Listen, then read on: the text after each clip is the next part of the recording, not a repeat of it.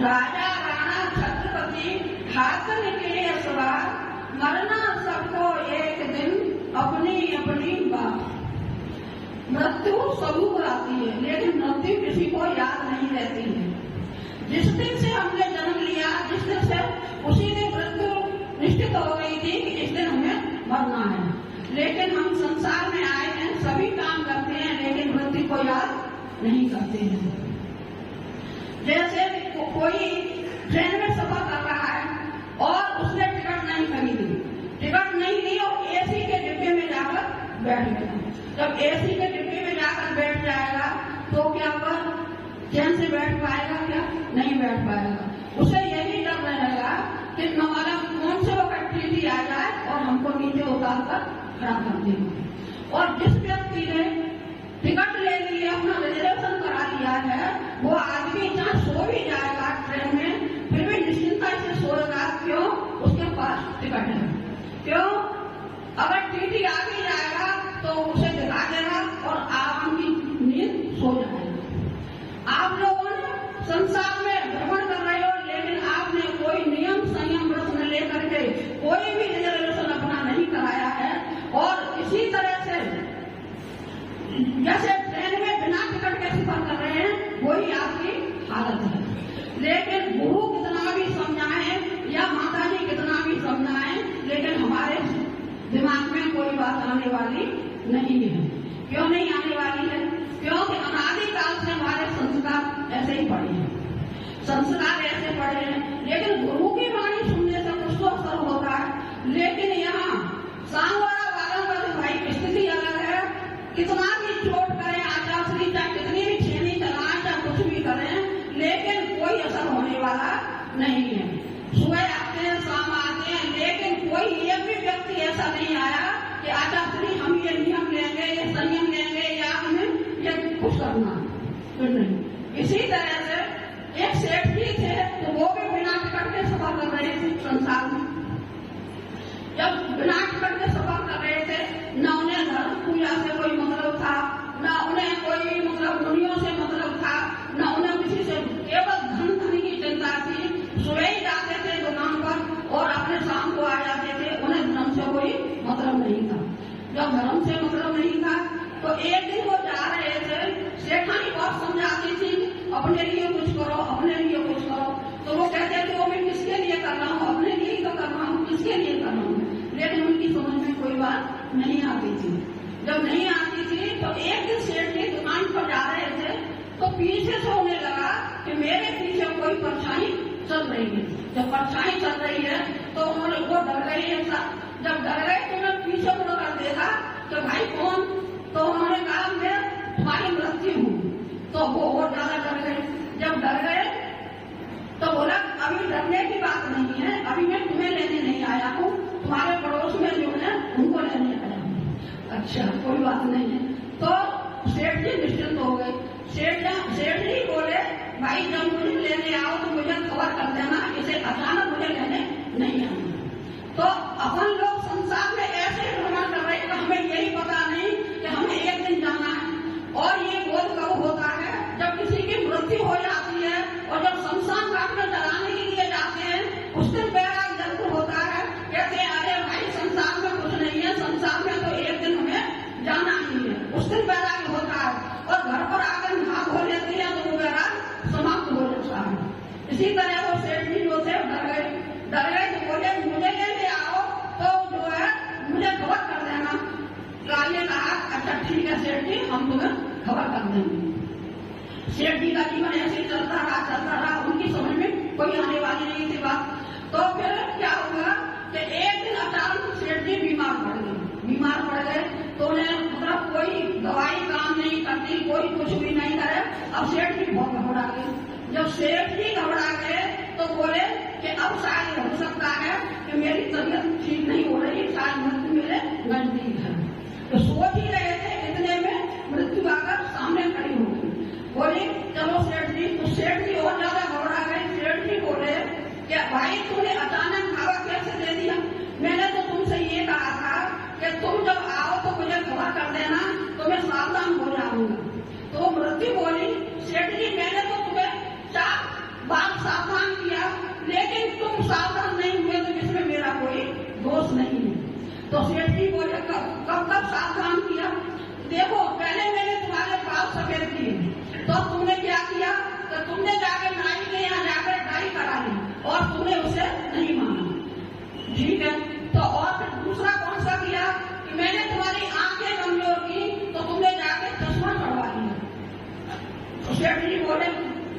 सेठ जी बोले हाँ ठीक है।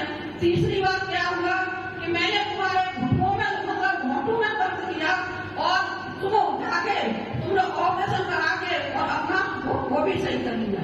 और चौथी बार क्या हुआ, चौथी बार यह हुआ कि आंखों की रोशनी तुम्हारी कम हो गई और तुम्हें मतलब पता ही नहीं चला।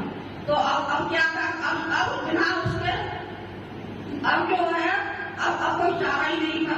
सेठ जी ने पूरी जिंदगी अपनी ऐसे ही निकाल दी और कुछ भी धर्म कर्म कुछ नहीं करते और ऐसे ही जैसे आए थे वैसे ही वापस चले गए। तो तुम लोगों की भी हालत वही है कि अभी तुम्हारी समझ में ये नहीं आ रहा है। आदर्श जी समझा रहे हैं कि ये संसार सागर से तुम्हें कैसे निकालें, मिथ्या कर त्याग कर दो या संयम धारण कर लो। लेकिन अभी आप क्या कह रहे हैं कि अभी अब सोच लेने दो आचार्य, अभी टाइम है। अभी तो टाइम किसके पास है, टाइम किसी के पास नहीं। अभी बैठे हो कुछ पता नहीं कि थोड़ी देर में क्या होने वाला है क्या होने वाला नहीं है। लेकिन हम इस प्रश्न में इतने फंसे हुए हैं, मोह जाल में इतने फंसे हुए हैं कि हमें अपना हित मालूम ही नहीं पड़ता है। अब क्या सब सेठ जी जैसे आए थे वैसे ही चले गए, मृत्यु को प्राप्त हो गई। तो ये तो एक दृष्टांत है। लेकिन तुम लोगों को मतलब अपने जीवन की कोई सुध नहीं, कोई खबर नहीं कि हम जैसे आए हैं हमें वैसे ही जाना है, हमें कुछ करना है कि नहीं करना है। अरे कहीं यात्रा पर जाते हैं फिर भी अपनी थोड़ी बहुत तैयारी करते हैं कि हमें क्या ले जाना है क्या नहीं ले जाना है, क्या करना है क्या करना है। और अपने परिवार के लिए हम कुछ भी नहीं कर रहे, कुछ भी। वो संयम लेने से हमारे क्यों डरते हो, मेरी समझ नहीं आता। संयम से क्यों आप इतने घबरा रहे हो? संयम तो एक ऐसा शीतल वृक्ष है जो आपको छांव देता है। अच्छा आप ये बताओ, आप धूप में खड़ा होना पसंद करोगे या छांव में? छांव में। तो छांव के काम नहीं कर रहे हो, छांव कैसे मिलेगी बताओ आपको? धूप में खड़ा होना पड़ेगा कि नहीं पड़ेगा? नियम लेने से क्यों डरते हो? अब रात को माता बहनें आती हैं कमरे में तो हम कहते हैं ये नियम ले लो, आदर्श से ये ले लो। अभी माता जी 2 साल मेरी सर्विस है, अभी माता जी मुझे शादी करनी है, अभी अब बच्चों के लिए करना है वो करना है। अभी यही वो गधे वाली जिंदगी चल रही है जो कि गधा ढोता रहता है 40 साल के बाद में जो उम्र होती है अपनी 60 साल की, वो ढोने की होती है, उसी को आप लोग ढो रहे हो। लेकिन उसमें ढोने के साथ साथ अपना भी कुछ अपना हित ऐसा करो जो कि अपने संग जाने वाला है। बिना टिकट के सफर करोगे तो हमारे कौन से दिन मृत्यु आ जाए कोई पता नहीं। और अगर तुम्हारे पास रिजर्वेशन होगा तो तुम्हें कोई डर नहीं है, चाहे जब आ जाए हम तैयार हैं।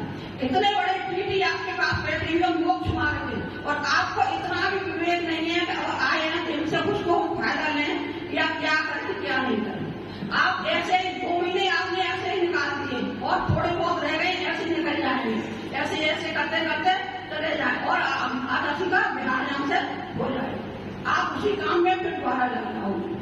शाम को भी देखो माता जी कितना समझा रही है, कर्मों की स्थिति कितनी समझा रही है, आदर्श प्रवचन दे रहे हैं, सभी साधु संत आपको समझा रहे हैं। क्यों समझा रहे हैं? क्या इन्हें कुछ आपसे कुछ हित है या क्या स्वार्थ है या क्या है?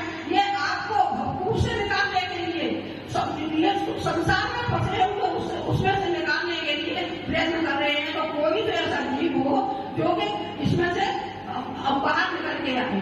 देखो हम डूंगरपुर में थे अभी, तो माता जी की क्लास चली थी वहां पर। जब क्लास चली थी तो पेपर हुए वहां पे, तो एक 25 साल के बुजुर्ग थे, तो उन्होंने पेपर दिया। उन्होंने पेपर में कुछ नहीं लिखा, उन्होंने क्या लिखा? उन्होंने लिखा था कि आचार्य माता जी आज तक हमको यही पता नहीं था कि मिथ्या क्या होती है, सम्यक क्या होता है। आज हमको ये मालूम पड़ा है, तो आज से हम इसका त्याग करते हैं। और उन्होंने अपना सम्यक को धारण कर लिया और मिथ्या का त्याग कर दिया। और आप लोगों को न मालूम कौन सा मुहूर्त आएगा या कोई समझाने आएगा, क्या करेगा? आप लोगों को किसी की समझ में नहीं आ रही है कि मतलब हम मिथ्या का त्याग करें या मतलब सम्यक को धारण करें या कोई नियम व्रत लें या संयम लें, क्या है? ये कहते हैं कि संयम कोई मनुष्य नहीं ले पाता, इसकी कोई न कोई आयु का बंध हो गया होगा। तो क्या सामने वालों के सभी का आयु का बंध ऐसा हो गया है जो किसी के भाग ऐसे नहीं होते जो हम नियम संयम व्रत लें और अपना कुछ उद्धार करें। देखो ये तो बात कहने की है, लेकिन अपन जीवन में कुछ न कुछ थोड़े बहुत नियम जरूर लें। ये अपने अंदर से जब सहानुभूति होगी तभी कुछ होगा, किसी के कहने से कुछ नहीं होगा। एक नियम ये कर लो, कोई भी साधु संत है उनसे हम एक नियम जरूर लेंगे। जब तुम नियम ले लोगे तो अंदर से विशुद्धि बढ़ेगी, विशुद्धि बढ़ेगी तो दूसरा नियम ले लेगी, तुम्हारी इच्छा होगी। अब तुम वहां के खड़े हो, वहीं के वहीं खड़े हो, बिल्कुल पैर आगे नहीं बढ़ा रहे, तो फिर कैसे चलना सीखोगे? बच्चा भी होता है छोटा, तो जब चलता है, गिरता है, पड़ता है, तभी वो चलना सीख पाता है। अब तुमको इतना समझा रहे हैं, सब काम कर रहे हैं, लेकिन तुम्हारी समझ में कुछ भी आने वाला नहीं है। और हमें तो ये मालूम पड़ता है कि हम यहाँ से चले जाएंगे, विराग हो जाएगा, तब भी कोई तुम्हारे ऊपर असर होने वाला नहीं है। ठीक है, वो इच्छा है तुम्हारी, जैसे तुम्हारी मतलब आत्मा की मतलब विशुद्धि है वैसा ही करो। लेकिन हमारा कहना इतना ही है कि मतलब तुम्हें सत्संग ऐसा मिला है, साधनों का संग मिला है, उसका कुछ तो फायदा हो, कुछ तो उसका फायदा उठाओ, जो कि अपने जीवन में तुम ऐसा कुछ करो जो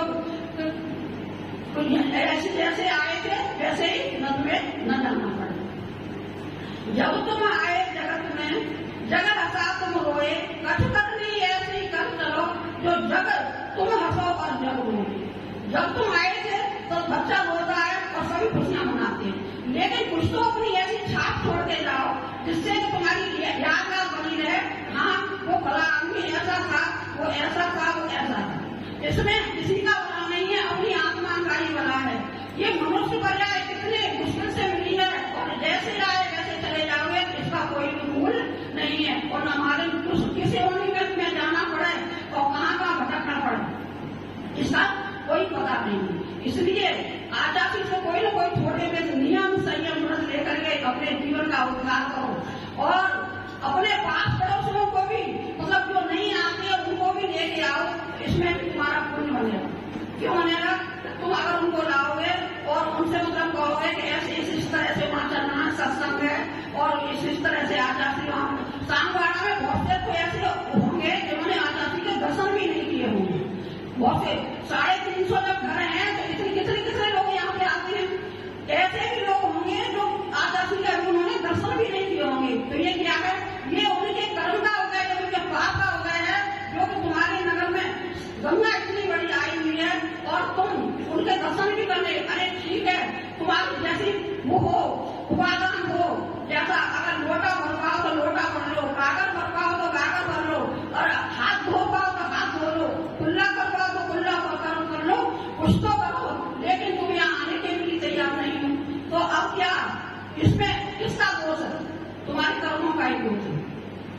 इसलिए हम लोगों का यही कहना है कि तुम अपने नियम संयम व्रत लेकर के कुछ न कुछ ऐसा करके अपने जीवन को धन्य करो और अपने जीवन को सार्थक बनाओ, और आजा श्री के चरण में आकर के प्रार्थना करके अपने मतलब नियम संयम व्रत धारण करके अपना जीवन सही करो। बोलिए सुंदर सागर जी महाराज की नमोस्तुते।